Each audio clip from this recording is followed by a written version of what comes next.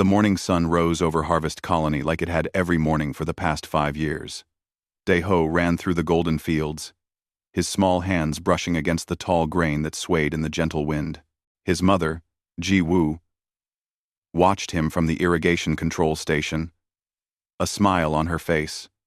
Life on Verdant 7 was peaceful, simple, and good. The colony was small, only 300 families who had left Earth to start fresh on this distant world. They grew food, raised children, and built homes under skies that showed 2 moons at night. Dae-ho's father, Tae-min, worked as the colony's defense coordinator, but his job was mostly paperwork. Nothing ever happened here. They were too far from the major space lanes for pirates, too small for corporations to notice, and too remote for empires to care about. Dae-ho loved it here. He had friends, open spaces to play, and parents who were always home for dinner. At 8 years old, he didn't understand how rare that was in the wider galaxy. He just knew he was happy. That changed when the sky turned dark. At first, Ji-woo thought it was a storm. The light dimmed, shadows spread across the fields, and the wind stopped. But storms don't come from above in geometric patterns. She looked up and her blood went cold. Ships, hundreds of them, blocking out the sun. The colony alarm started wailing. Taemin's voice came over every speaker in the settlement. This is not a drill. All civilians move to designated shelters immediately. Defense personnel report to your stations. Move quickly, but don't panic. Ji-woo ran toward the fields, calling for Dae-ho. The boy heard the alarm and saw his mother running. He started running toward her, but people were everywhere now, moving in all directions. Adults grabbed their children, elderly neighbors helped each other. And the orderly evacuation Tae-min had planned suddenly became chaos. The first ships landed in the colony square. They were massive, dark metal beasts that crushed the gardens and cracked the stone pathways. Hatches opened and soldiers poured out. They weren't human. They stood 8 feet tall, covered in scales that shimmered green and brown. Their eyes were yellow with vertical slits, and their mouths held rows of sharp teeth. The Krovan Empire had arrived. Captain Hyun-ki commanded the colony's small defense force, 12 trained soldiers and 30 civilian volunteers with basic weapons. He knew immediately they couldn't win a fight. His job wasn't to win. It was to buy time for the evacuation. Hold positions at the shelter entrances, he ordered. Let them come to us. Protect the civilians. More ships landed. Hundreds of Krovan soldiers spread through the colony. They moved with military precision, securing buildings and intersections. They weren't killing anyone yet, but their weapons were ready and their intentions clear. This was an occupation. General Vrax emerged from the largest ship. He was bigger than the other Krovan, with darker scales and a crest of bone ridges along his head that marked him as high-ranking. His armor was decorated with symbols of conquest, planets he had subjugated, species he had defeated. He walked to the center of the square and activated a holographic projector. Humans of Harvest Colony. His voice boomed through translator devices. I am General Vrax of the 4th Subjugation Fleet.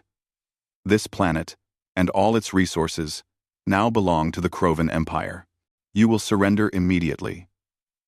All adults will be processed for labor assignments. Your children will be relocated to Empire facilities for education and integration. Tae-min heard this from the command center. His hands shook. They wanted to take the children. He switched to the emergency channel that connected to other human settlements. This is Harvest Colony. We are under attack by Krovan forces. They're taking colonists. They're taking our children. Please, anyone who receives this, we need help. In the chaos of evacuation, Dae-ho got separated from his mother. He had been running toward her when a crowd of people moved between them. He tried to follow, but there were too many people, all moving too fast. He ended up in the colony square, alone and scared. That's when he saw General Vrax. The alien general was speaking to someone through his holographic communicator, reporting his success. He noticed the small human child standing nearby, looking lost and frightened. A cruel idea formed in Vrax's mind. He would send a message, one that would make these humans understand the price of resistance.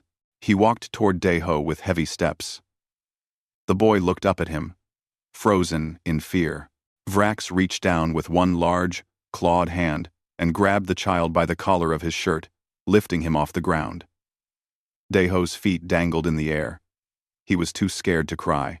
General Vrax activated his holographic system again, but this time he set it to broadcast on all frequencies. The signal would reach every human settlement in range, maybe dozens of colonies. He held Deho up to the camera. "Humans," Vrax began, his voice cold and mocking. "Look at what you are. Soft. Weak. This child represents your entire species, small, helpless, and completely at our mercy." He shook Deho slightly for emphasis. The boy whimpered. "I am giving all human colonies in this sector 72 hours to evacuate. Leave your homes, your farms, your settlements. Leave everything you have built. If you resist, if you fight back, I will make examples. I will start with your children. I will start with this one." Vrax brought Deho closer to the holographic camera. The boy's face, terrified and confused, was now broadcasting across multiple star systems. "This is the weakness of humanity. You care too much about your young. You make them soft, and that makes you vulnerable. Any colony that has not evacuated in 3 days will face the same fate as this child." He dropped Deho to the ground. The boy fell hard, scraping his hands on the stone. Vrax laughed, a harsh sound that made Deho's skin crawl. 72 hours. Humans. Count them. The transmission ended. Vrax walked away, already forgetting about the child. In his mind, he had just delivered a perfect tactical message. Show weakness. Inspire fear. Ensure compliance. This was how the Krovan Empire had conquered 40 systems. Humans would be no different. But Vrax had made a mistake, one he couldn't possibly understand. Captain Hyunki had watched the entire thing through the colony's security cameras. He recorded every second. His hands were shaking with rage as he forwarded the video to the emergency channel, sending it to every human frequency he could access. 3 systems away, a Human Defense Coalition patrol ship picked up the transmission. The captain watched it once, then called all hands to battle stations. "Plot a course for Verdant 7. Maximum speed. Emergency protocols." "Sir," his navigator said. "At maximum speed we'll burn out the drives." "Then we burn out the drives," the captain replied. "You just watched what I watched. We're going. Now." On Earth, in the Coalition headquarters, Admiral Bo-Ra received the transmission. She watched it, in silence. When it finished, she stood from her desk and walked to the window overlooking the military command center. Below, thousands of people worked, coordinating humanity's defense across dozens of systems. She pressed a button on her desk. "Send out the call," she said simply. "All available ships, military and civilian. All personnel on leave report immediately. Authorization code, blood and honor." The officer on the other end hesitated. "Admiral, that's the highest mobilization code. That's for species-level threats." "I know what it is," Bo-Ra said quietly. "A Krovan general just threatened a human child on open broadcast. If that's not a species-level threat, nothing is. Send the call." Bo-Ra. Describe. Describe. Within minutes, the message spread through human space like a fire in dry grass. In shipyards, crews loaded weapons and supplies. Soldiers on leave cut their vacations short and reported to duty. Civilian ship captains volunteered their vessels. From Earth to the frontier colonies, humanity began to move. Back on Verdant 7, Jiwoo finally found Deho hiding behind a storage building near the square. She pulled him into her arms, checking him for injuries. He was scraped and scared, but alive. Taemin found them moments later. "We need to get to the shelters," Taemin said. He looked at his son, saw the fear in the boy's eyes, and felt something break inside his chest. "They're going to pay for this," he whispered to Jiwoo. "I don't know how, but they're going to pay." In his command ship high above the planet, General Vrax reviewed his successful operation. Total casualties: 0. On both sides. Objective: achieved with minimal resistance. Message: delivered effectively. He expected commendations from the Empire when he filed his report. He had no idea that his transmission had been intercepted by 70 human colonies, 18 military bases, and the Human Defense Coalition headquarters. He didn't know that at this very moment, ships were jumping through slipspace toward his position, coming from every direction. He had threatened a child thinking it would make humans surrender faster. Instead, he had awakened something ancient and terrible, something that had been sleeping in humanity's collective heart since their days as hunters on an African plain, since they first learned to work together to protect their young from predators. General Vrax had 72 hours left before he understood his mistake. Humanity was coming, and they were bringing everything they had. The video played on every screen in human space. News stations ran it continuously. Military channels analyzed every frame. Civilian networks showed it during prime time. Everywhere humans gathered, they watched the same terrifying moment. General Vrax, holding up little Dae-ho, and making his threat. Dr. Young-hee sat in her office at the Coalition Xenopsychology Institute, watching the video for the 20th time. Her colleagues thought she was searching for tactical information. They were wrong. She was watching humanity's reaction. Messages flooded every network. Retired soldiers contacted their old units. Parents sent messages to their representatives, demanding action. Even civilians with no military training asked how they could help. Young-hee had spent 30 years studying how different species behaved, and she had never seen anything like this. She sent a priority message to Admiral Bo-ra. "You need to see this data immediately." On the flagship Indomitable, Admiral Bo-ra assembled her senior officers. The ship was already moving toward Verdant 7. But they weren't alone. Her tactical display showed dozens of other ships converging on the same location. More were joining every hour. Colonel Sang-woo, commander of Special Operations, stood at the display table. "Admiral, we're receiving volunteers from every service branch. Marine units, fighter wings, even engineering corps. Everyone wants in on this one." Bo-ra nodded. "How many ships do we have?" Current count is 47 military vessels and 19 civilian ships that retrofitted weapons. More are coming. At this rate, we'll have the largest human fleet ever assembled. And we're not even at war." "We are at war," Bo-ra said quietly. "The Krovan just don't know it yet." Dr. Young-hee's face appeared on the holographic communicator. "Admiral, I need to explain what's happening. The Krovan general made a catastrophic mistake." "I'm listening." Young-hee pulled up charts and data. "Humans evolved as persistence hunters and social caregivers. We're one of the few species that will adopt and protect young that aren't genetically ours. We form bonds across family lines, across tribes, across entire continents. When a human sees a child threatened, any child, their brain doesn't ask, 'Is this my offspring?' It asks, 'Is this a child?' and responds with protective aggression." She highlighted the video of Dae-ho. "The Krovan think this shows human weakness. They're wrong. This is humanity's greatest strength. We protect our young collectively." Every human who saw this video experienced a psychological trigger. That's why you're seeing this response. It's not rational military strategy. It's instinct. Bo-ra studied the data. "So, we're literally biologically programmed to respond to this?" "Yes.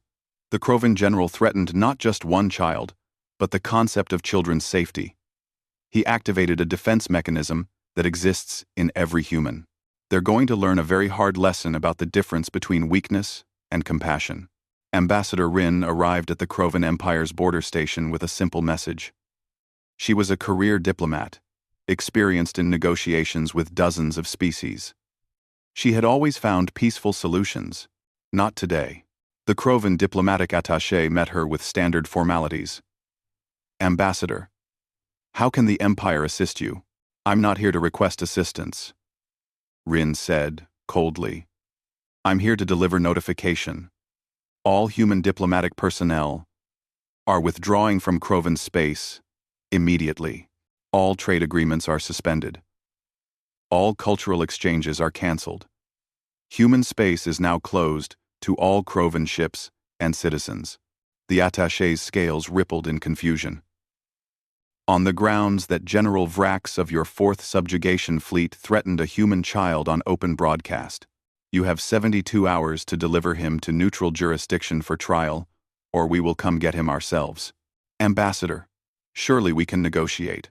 There is nothing to negotiate. Your general made a threat. We are responding. Deliver him or face the consequences. Rin turned and left, without waiting for a reply. On Verdant 7, the situation was tense. Jiwoo kept Daeho close in the underground shelter. The boy was quiet, still processing what had happened. Other children played around them, unaware of how serious things were. Their parents knew better. Taemin worked with Captain Hyun-ki, coordinating what little defense they had. How long until help arrives? Taemin asked. Hyun-ki checked his communications display. First ships should be here in 36 hours. Admiral Bo-Ra's fleet is pushing their drives beyond safety limits. Will it be enough? I don't know. But I know they're coming. Every message I'm getting says the same thing. Hold on. We're coming. Above them, General Vrax reviewed reports.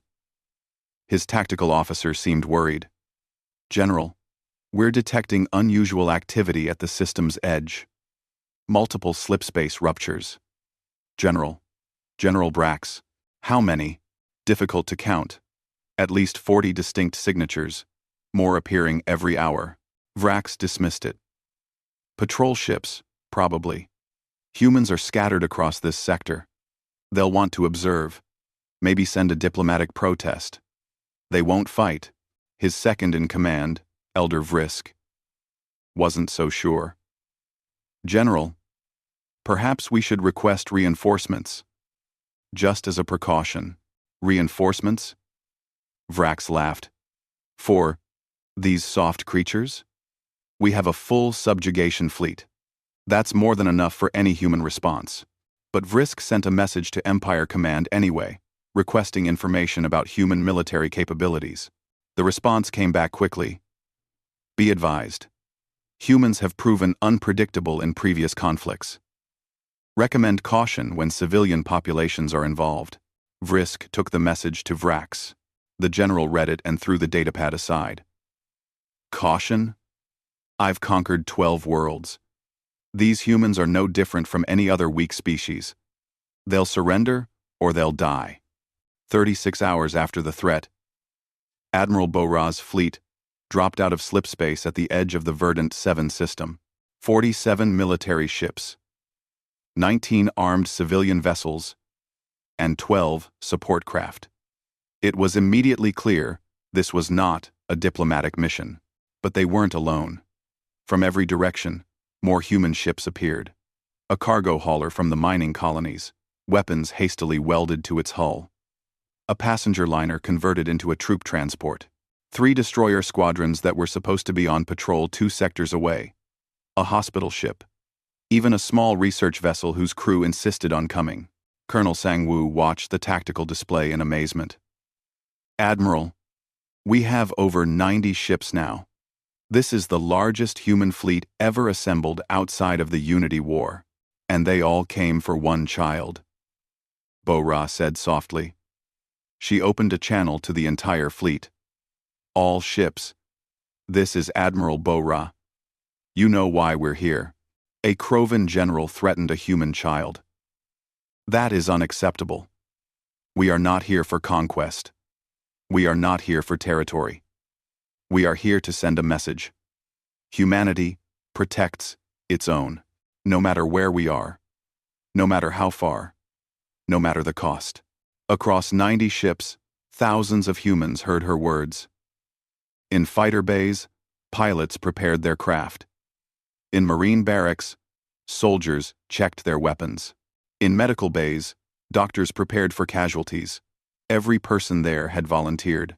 Every person there had seen the video. Every person there felt the same burning need to respond. General Vrax received the first warning when his long-range sensors registered the fleet. He called his tactical officer immediately. Report, General. We count 92 human vessels in system, multiple capital ships, fighter wings, support craft.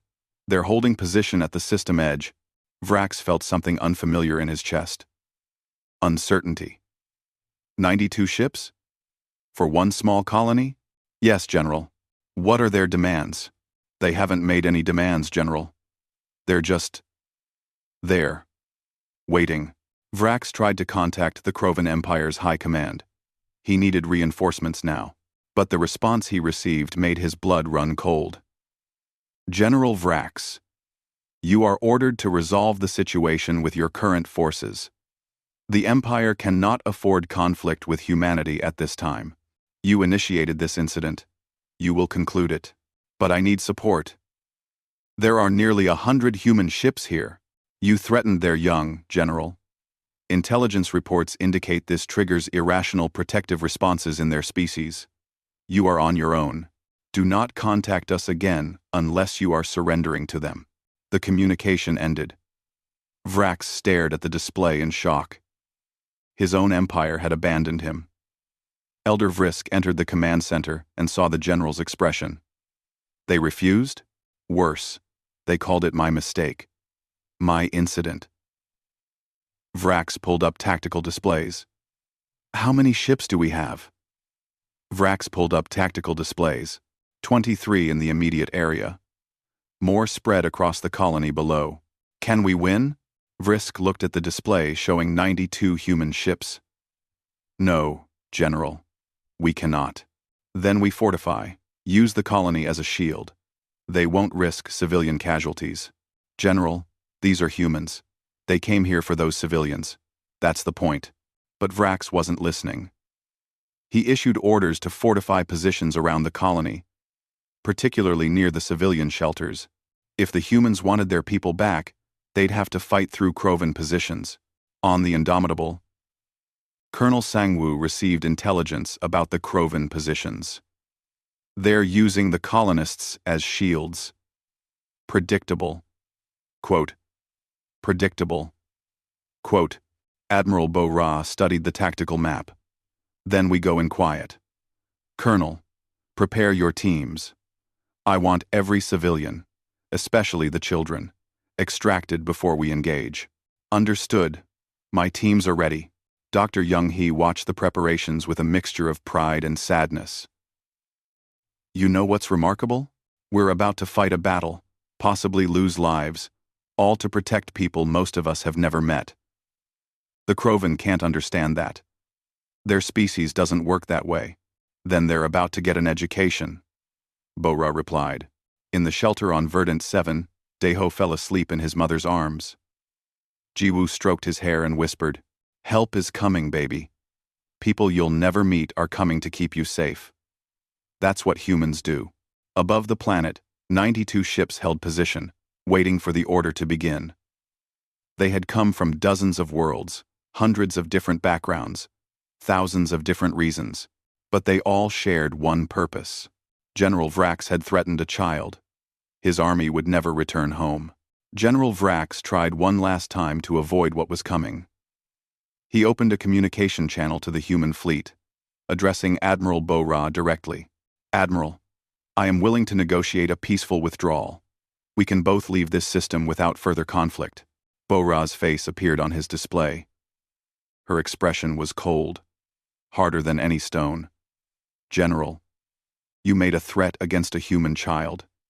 You broadcast it across multiple systems. You used an 8-year-old boy as a tool of intimidation. There will be no negotiations.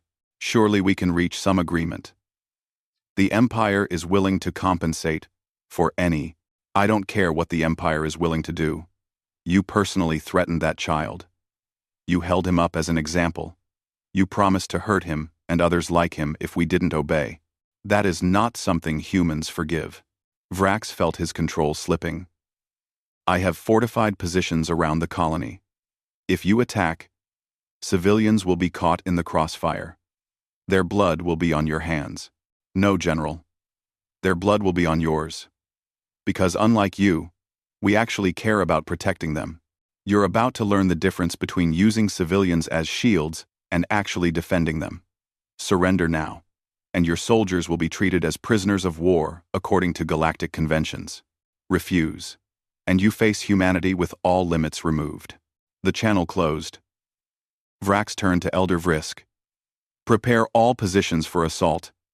They're coming, but the assault didn't come from above. It came from below.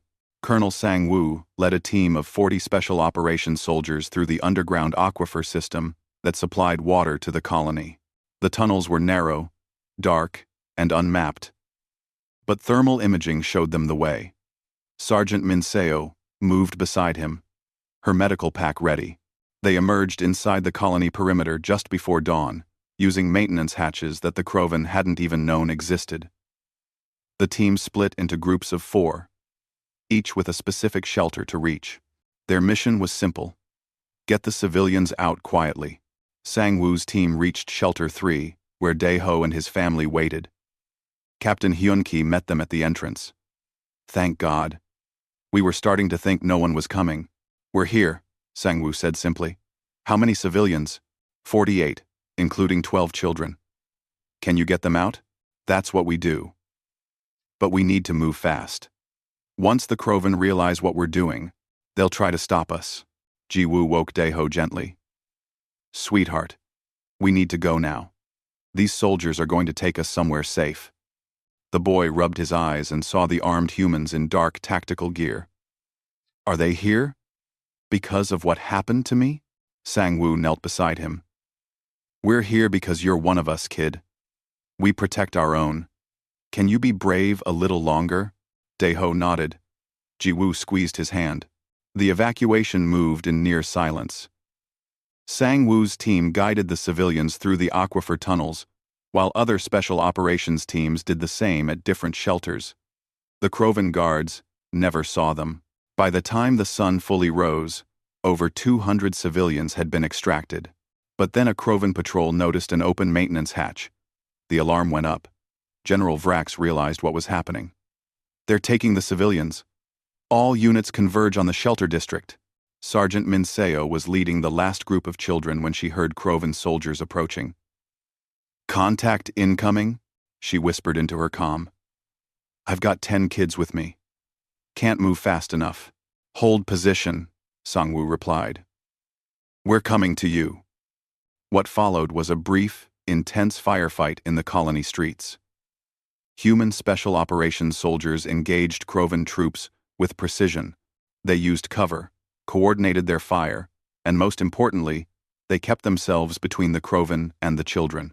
Minseo watched as soldiers who she'd trained with for years put themselves at risk to protect children they'd never met. Private Woojin took a hit to his armor while shielding a 6-year-old girl.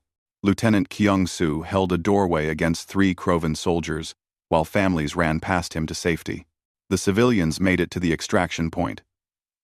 Dropships came in fast and low, picking them up, while human fighters provided cover from above. General Vrax watched helplessly as his hostages disappeared into human ships. On the Indomitable, Dae-ho and his family arrived in the main hangar.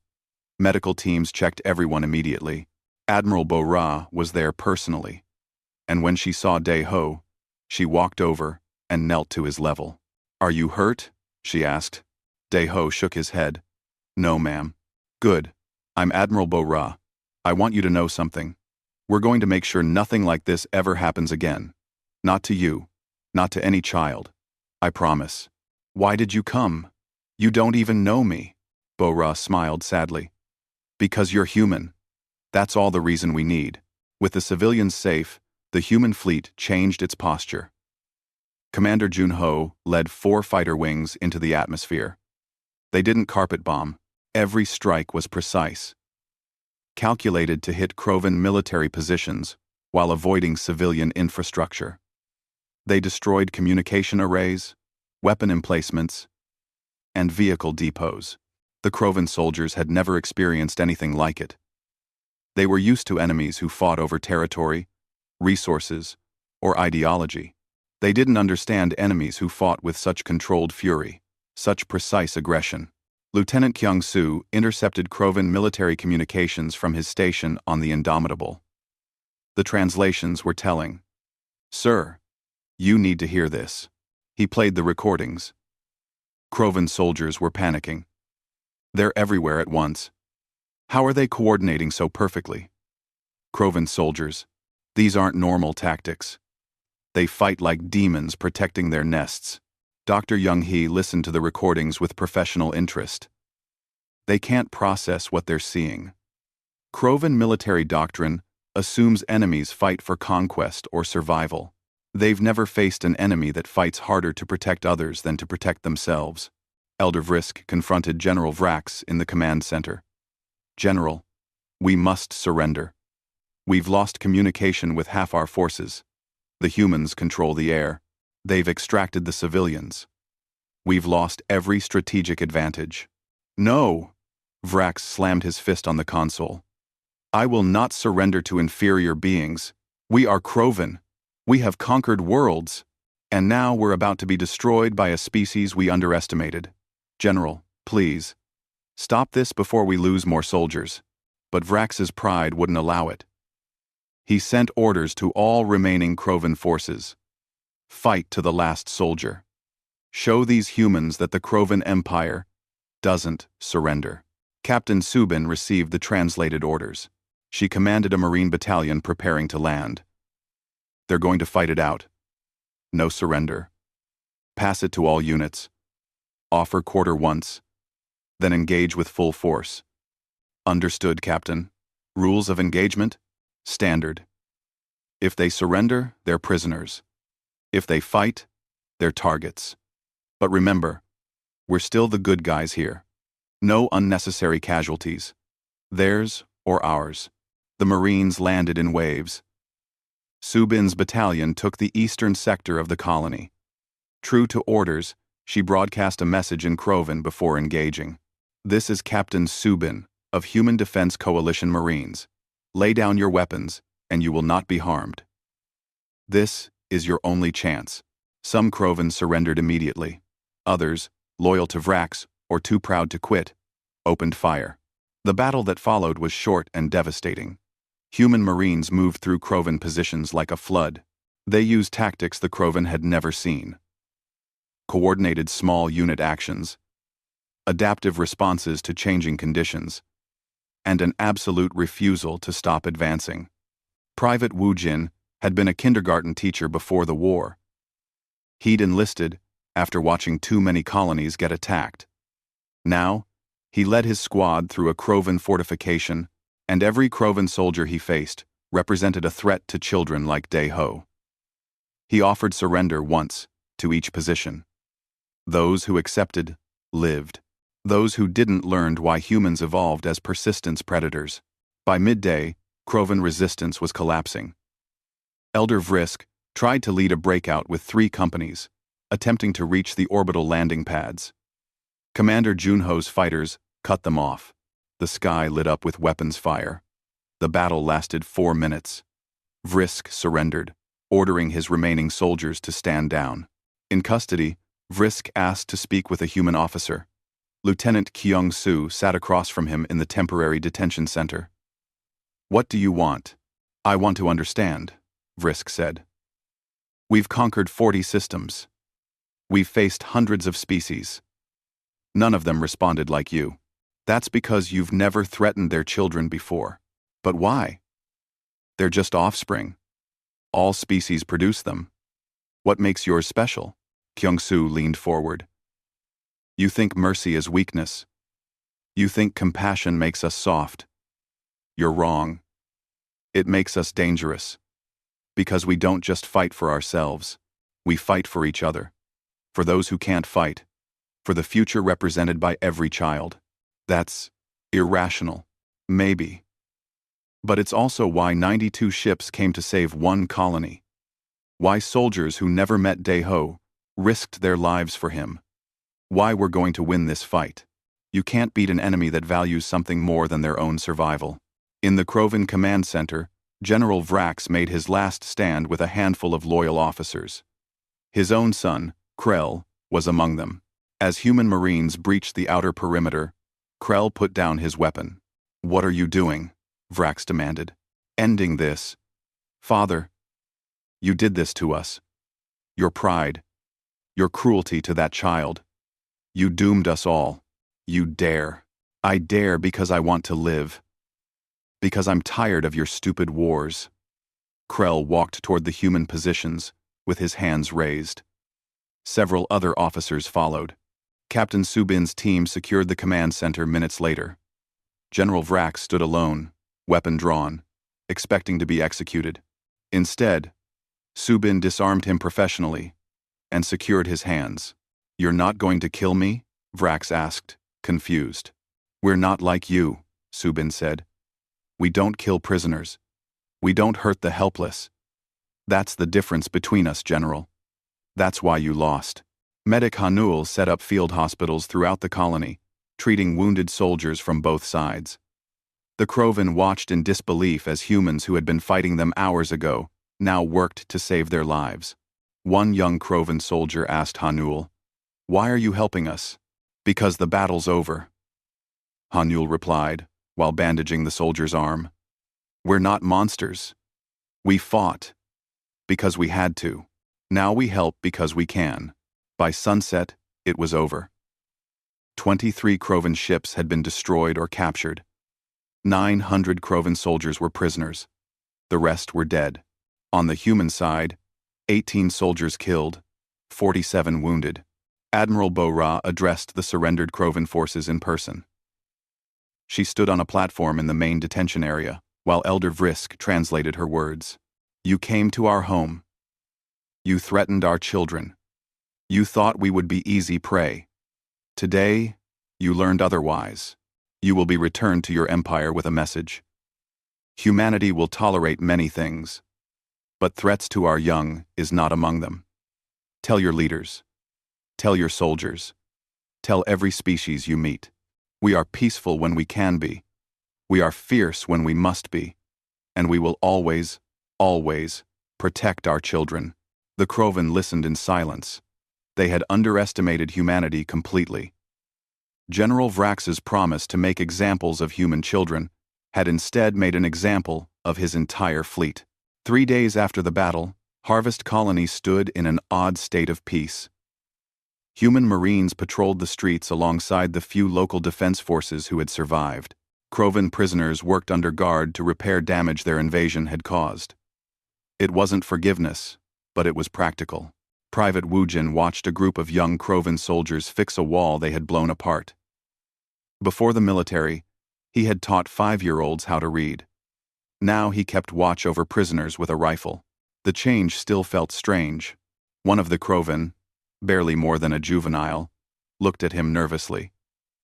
"Human soldier, may I ask question?" Wu Jin nodded. "Go ahead." Wu. Wu. Wu. Wu. Wu. "Why do you fight so hard?" "My officers said humans are weak. Soft. But you fought like..." The young Krovan struggled for words. "Like you were protecting Nest from predators." "We were," Wu Jin replied. "Your general threatened a child. In human culture, that's the worst thing you can do. Worse than attacking our military. Worse than taking our resources. You made it personal. But that child, he was not your offspring. Doesn't matter, he's human. That makes him everyone's responsibility. That's how we survived on our homeworld. Predators came for our young. We fought as a group. That instinct never left us." The young Krovan thought about this while working. "We are taught that caring for offspring beyond your own genetic line is weakness, waste of resources. Then your teachers were wrong, Woojin said. That weakness is why 92 ships came to save 300 families. It's why we won.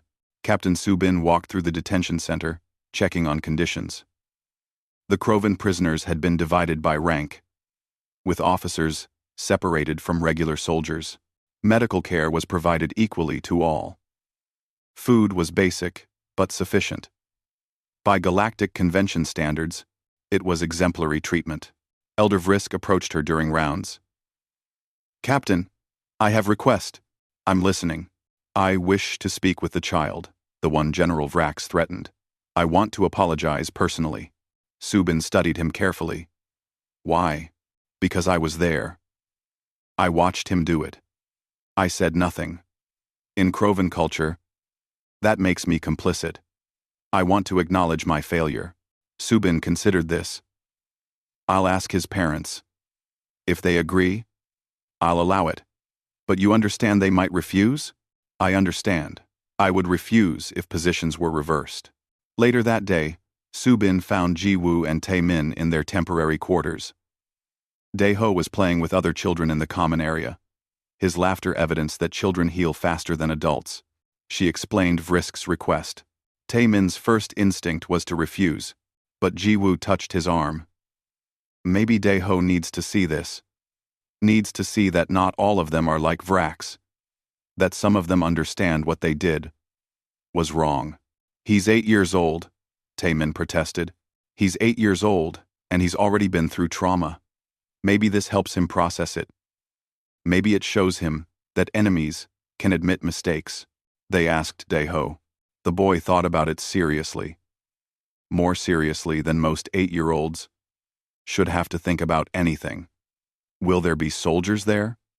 Like, protecting me? Yes, Subin promised. I'll be there myself. You'll be completely safe. Okay. I want to hear what he has to say. The meeting took place in a small room with Captain Subin and Sergeant Minseo present. Elder Vrisk was brought in. Hands bound as protocol required. He knelt so he would be at Daeho's eye level, a gesture of respect in Krovan culture. Young human, Vrisk began, his translator device making his words understandable. I am Elder Vrisk. I was second in command to General Vrax. I watched him threaten you. I did nothing to stop him. For this, I offer sincere apology. What he did was wrong by any standard, and my silence made me part of it. Daeho looked at this large alien who had helped invade his home. Why didn't you stop him? Because I was following orders. Because I valued my position more than I valued doing what was right. It is a failure I will carry for the rest of my life. Do you have kids? The question surprised Vrisk. Yes. 3 offspring. They are grown now, serving in Empire military. Would you want someone to threaten them? No, absolutely not. Then why did you let someone threaten me? Vrisk had no answer that didn't sound hollow. I cannot justify it. I can only acknowledge it was wrong, and promise that I learned from this mistake. Momini, momini, momini, momini. Daeho thought about this. Then he said something that made all the adults in the room pause. My mom says that people who can admit they're wrong are braver than people who can't. I think you're braver than your general. Vrisk's scales rippled in a way that Subin's training told her meant emotional response. Thank you, young one. That is more kindness than I deserve. After the meeting, Dr. Young-hee interviewed Vrisk extensively.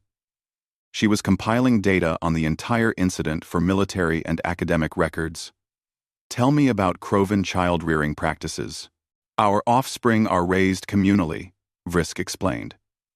Parents contribute genetic material and resources, but the young are raised in group facilities.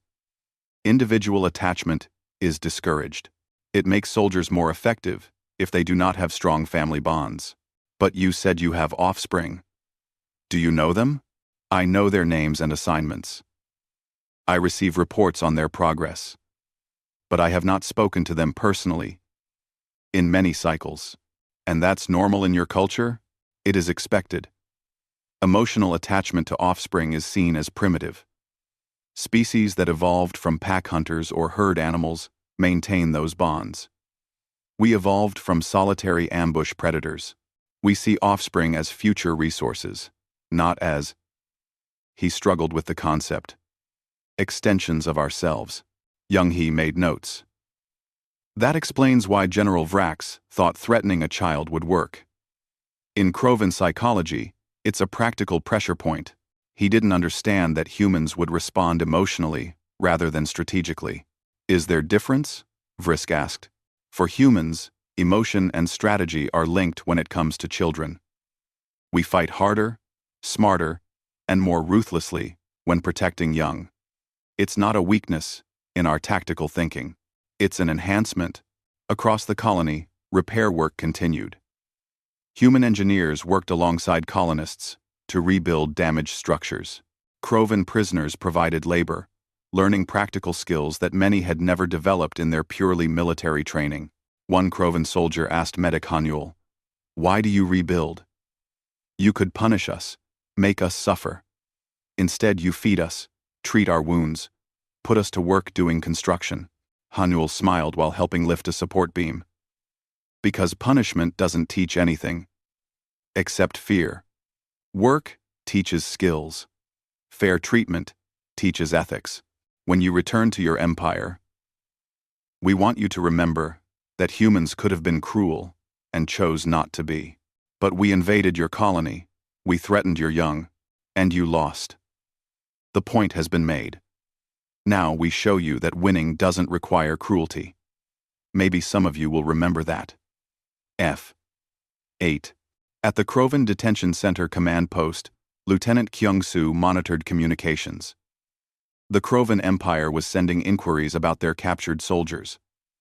Prisoner exchanges were being negotiated, but something else caught his attention. "Admiral, you need to see this." Bo-Ra reviewed the intercepted transmissions. They were internal Krovan military communications, discussing the Verdant 7 incident. The tone was very different from what she expected. "They're calling it Vrax's folly," Kyung-Soo explained. "It's become a cautionary tale in their military academy. Never underestimate species that bond across genetic lines.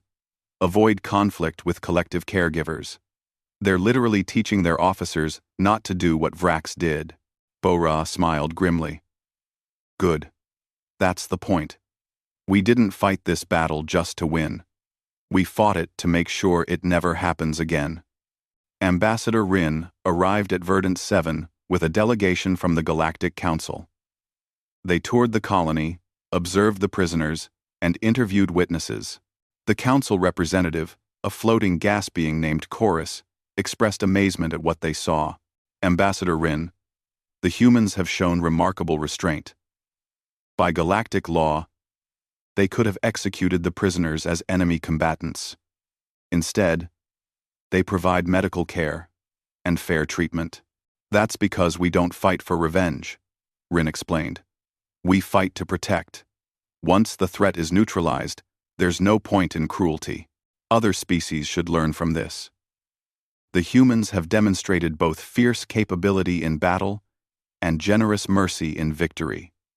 It is a rare combination." In General Vrax's cell, the former commander sat in silence. He had been stripped of rank and insignia. His own empire had disowned him. His son refused to speak with him. He had lost everything, not in combat, but through his own arrogance. Captain Subin visited him once. "You're being transferred to a galactic tribunal. You'll be tried for threatening non-combatants and violating colonization treaties." "I know," Vrax said quietly. "I deserve it. Yes, you do. But I want you to understand something. When we saw that video of you holding Daeho, every human in space felt the same thing. We felt what his parents felt. That's not weakness. That's the evolutionary advantage that let us survive on a planet full of predators, stronger and faster than us. We worked together. We protected each other's young. That instinct built our entire civilization. I understand now. Too late. But I understand. Make sure the understanding isn't too late for your species.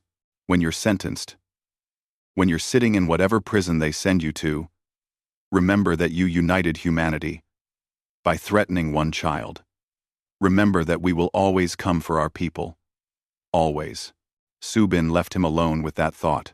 On the last day before the formal prisoner transfer, Dae-ho asked to visit the colony square. Ji-woo and Tae-min accompanied him, along with Captain Hyun-ki. The square had been cleaned up. Damaged buildings were being repaired. Someone had planted flowers where the Krovan ships had crushed the gardens.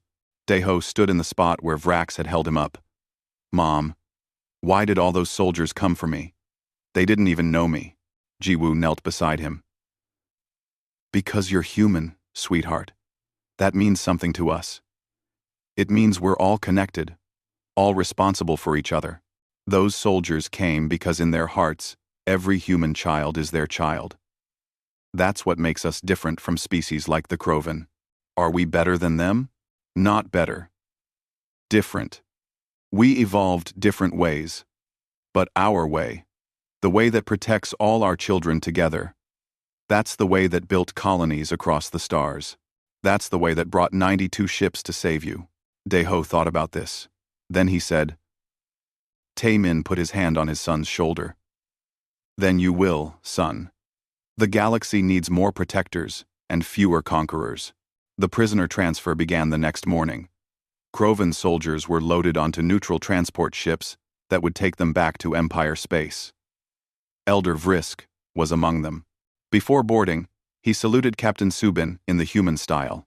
I learned more in captivity here than in 20 cycles of military service, he said. Thank you for the lesson. Just remember it, Subin replied. Tell your people what you saw here. Maybe it prevents the next war. As the ships departed, Admiral Bo-Ra watched from the Indomitable's bridge. Her fleet was already dispersing. Ships returning to their regular assignments. The crisis was over, but the message had been sent across the galaxy. Threaten a human child, and humanity responds with everything it has. 4 weeks after the battle, Harvest Colony looked almost normal again. The grain fields had been replanted. Damaged buildings had been repaired or rebuilt. Children played in the streets without fear. But the people who lived there were changed. They had seen both the worst and the best of what humanity could be. Dae-ho still had nightmares sometimes. Therapist Su-min visited the colony specifically to work with him and other children who had been present during the invasion. She sat with him in the community center, while other kids played nearby. Tell me about the dreams, Su-min said gently. I see the big alien again. General Vrax. He's holding me up and I can't get away. Dae-ho's hands twisted in his lap. But then I wake up, and Mom is there. She reminds me that he's in prison now. That he can never hurt anyone. Again. That's right. And do you remember what else happened? All the people who came to help? The soldiers. There were so many of them. Captain Subin told me they came from all over. Some of them traveled for days, just to make sure I was safe. How does that make you feel? Dae-ho thought carefully. Safe. Like even if something bad happens, people will come. Not just my parents. Everyone. Su-min smiled. That's exactly right. You're safe. Because humanity protects its children. All of them. Always. That's what makes us special. On Earth, journalist Young Jae was finishing his comprehensive documentary about the Verdant 7 incident. He had interviewed hundreds of people. Soldiers who fought in the battle. Colonists who lived through the occupation. Even some of the Krovan prisoners who agreed to speak. One interview stood out.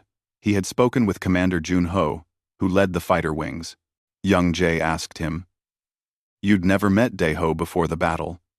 You risked your life for a child you didn't know. Why? Reskin. Why? Jun-ho had answered simply. Because he's human. Because he's a child. Because if we don't protect our children, what are we even doing out here among the stars? We left Earth to build new homes. New futures. Those futures belong to kids like Dae-ho. Protecting him was protecting all of that. Young Jay's documentary aired across human space. Billions watched the footage, heard the interviews, learned the details of what happened. The overwhelming response was pride mixed with a quiet determination that nothing like this would happen again. At the Galactic Council Station, Concordia, formal peace negotiations were taking place. Chancellor Hay-Wan represented humanity. Across the negotiation table sat Emperor Thrak of the Krovan Empire, along with his advisors. The Krovan Emperor looked diminished somehow, less imposing than his reputation suggested. He spoke first. Chancellor, the Empire wishes to formally apologize for the actions of General Vrax. His behavior was not sanctioned by our government and does not represent Krovan values. Hay-Wan listened politely, then responded, Emperor, your military-trained General Vrax. Your culture shaped his thinking. His actions reflected common Krovan attitudes about other species and their young. We're not interested in apologies that shift blame. We want guarantees. This never happens again. What are your terms? First, full reparations to Harvest Colony, financial compensation for damages, resources for rebuilding, and a formal written apology delivered personally by you to the colonists. Thrak nodded. This was expected. Second, General Vrax will be tried by the Galactic Tribunal for his crimes. The Krovan Empire will not interfere with his prosecution or sentencing. Agreed. Third, and this is non-negotiable, the Krovan Empire will sign a treaty recognizing that any threat or harm to non-combatants, particularly children, by any Krovan, military or civilian, will result in immediate human military intervention. We will not ask permission. We will not wait for diplomacy. We will respond. The Krovan advisors bristled at this, but Emperor Thrak raised a hand to silence them. You are dictating terms after a single battle? Emperor, we brought 92 ships to save one colony. How many ships do you think we'll bring if this happens again? Your own military is teaching the Verdant 7 incident as a cautionary tale.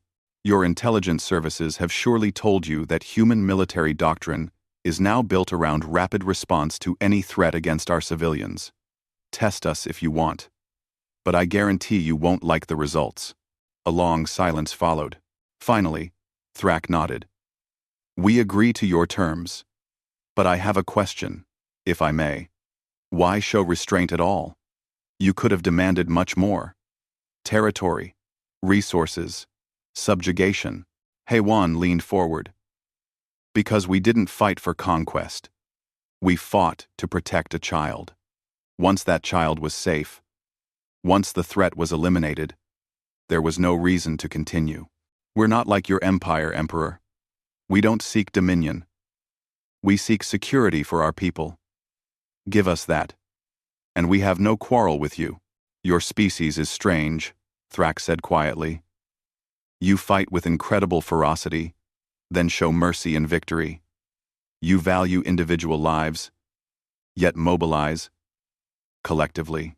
You claim not to seek power yet demonstrate overwhelming force. I do not understand humans.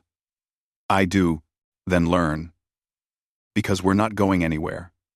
We'll keep building colonies, raising our children, and living our lives. And if anyone threatens that, they'll face what General Vrax faced. We're peaceful when we can be. We're fierce when we must be. The choice is yours to make. The treaty was signed that day. Copies were distributed to every member species of the Galactic Council. Within weeks, it became known. Across civilized space, threatening human children was not just morally wrong. It was practically suicidal. The trial of General Vrax took place 3 months after the incident. The Galactic Tribunal, composed of judges from 7 different species, heard testimony from dozens of witnesses. Deho's parents testified about the fear they felt. Captain Subin described the battle. Elder Vrisk testified about Vrax's commands and attitudes. Vrax himself spoke only once, at the end. I believed humans were weak.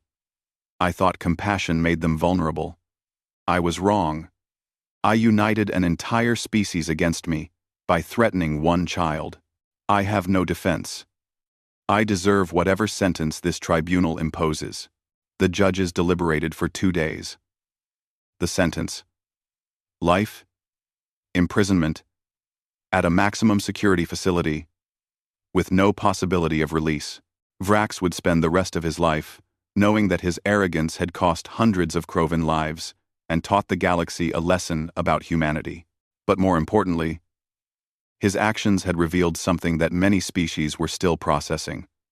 Humans were not the passive, peaceful species many had assumed. They could be gentle and compassionate, yes, but they could also be absolutely devastating when their young were threatened. Back on Verdant 7, a memorial was being dedicated. It stood in the colony square, in the exact spot where Vrax had threatened Daeho. The memorial was simple: a black stone with 3 names carved into it. Private Dong Hyun, age 23, killed during civilian evacuation. Lieutenant Yuna, age 29, killed in the fighter action over the colony. Sergeant Jae Sung, age 32, killed defending the extraction point. These were the only human casualties of the battle. 3 lives given to save 300 families. Their names would be remembered. Admiral Bo-Ra attended the dedication ceremony. She stood with the families of the fallen, with the colonists they had died to protect, and with the soldiers who had fought beside them. When she spoke, her voice carried across the assembled crowd. We gather today to honor 3 people who exemplified the best of humanity. They came to a colony they had never visited, to protect people they had never met. Because that is what humans do. We protect our own, always, no matter the distance, no matter the cost. She paused, looking at the memorial. Some species will call this foolish. They'll say we risked too much for too few. They'll say that 3 deaths were too high a price for 1 small colony. They don't understand us. They don't understand that every human life has value. Every child deserves protection. Every family deserves safety. Bo-Ra's eyes found Daeho in the crowd, standing between his parents. These 3 gave their lives so that a child could play without fear, so that families could rebuild their homes, so that humanity could send a message across the galaxy. We will always come for our people. Let no one doubt this. Let no one test this. We are peaceful when we can be. We are fierce when we must be. And we will always protect our children. The ceremony ended with 2 minutes of silence. Across human space, on ships and stations and colonies, people stopped what they were doing to honor the fallen. It wasn't mandated by any government. It happened spontaneously, organized through social networks and communication channels. 2 minutes for 3 lives that represented everything humanity valued. After the ceremony, Ji-woo and Tae-min took Daeho to visit the memorial. The boy placed a small flower at its base, one he had picked from the replanted gardens. "Are you still scared?" Ji-woo asked him gently. Daeho shook his head. "Not really. I know what happened was bad. But I also know that so many people came to help." Soo-min says, "That's what I should remember. Not just the scary part, but the part where everyone came together." "She's right," Tae-min said. "That's the important lesson. Humanity is strong because we work together, because we care about each other. Even people we don't know, especially people we don't know. That's what makes us different from species like the Krovan. They only care about their own immediate family or clan. We care about all humans, everywhere." Daeho looked up at the memorial, reading the 3 names. "When I grow up, I want to be like them. I want to help protect people." His parents exchanged glances. They didn't want their son to go into danger. But they also knew that the experience had changed him, given him a sense of purpose that many children never found. "Then you will," Ji-woo said. "But for now, just be a kid. Play with your friends. Go to school. There's time for everything else later." As they walked home through the rebuilt colony, Daeho ran ahead, joining other children who were playing in the square. Their laughter echoed off the buildings, a sound that represented everything the soldiers had fought for. On the Indomitable, preparing to depart for her next assignment, Admiral Bo-Ra stood on the bridge, looking at Verdant 7 on the main display. Dr. Young-hee joined her. Interesting aftermath, Young-hee observed. The Krovan are changing their military doctrine because of this. Other species are reassessing their understanding of human behavior. One incident, one child, and the galactic perception of humanity has shifted. Good, Bo-Ra said. Let them all understand. We don't want war. We don't seek conflict. But if you threaten our children, you face all of us. That's not a threat. It's a promise. Some species think we overreacted. They say 92 ships for one colony was excessive. Bo-Ra smiled grimly. Those species don't understand. It wasn't about military strategy. It was about principles. About showing everyone that human children are off limits. If we had sent a small force, if we had negotiated, if we had been patient and diplomatic, the lesson wouldn't have been learned. Now, everyone knows. Threaten one of our children, and you face all of us. The Indomitable broke orbit, heading for the slipspace jump point. Behind it, Harvest Colony continued its rebuilding. Children played in the streets. Families grew crops. Life went on. But across the galaxy, in military academies and diplomatic offices, on trading stations and frontier worlds, everyone was learning the same lesson. Humanity was not the weak, scattered species they appeared to be. They were something far more dangerous. They were protectors who fought with overwhelming force when their young were threatened. Private Wu Jin returned to teaching after his service rotation ended. On his first day back, a student asked about his time in the military. Did you really fight in the Battle of Verdant 7? I did, Wu Jin confirmed. Why? What made you volunteer? Wu Jin thought about how to explain it to children. Because every kid deserves to feel safe. Every family deserves to live without fear. Sometimes, the only way to protect that is to show everyone that there are lines that cannot be crossed. Threatening children is one of those lines. Another student raised their hand. Would you do it again?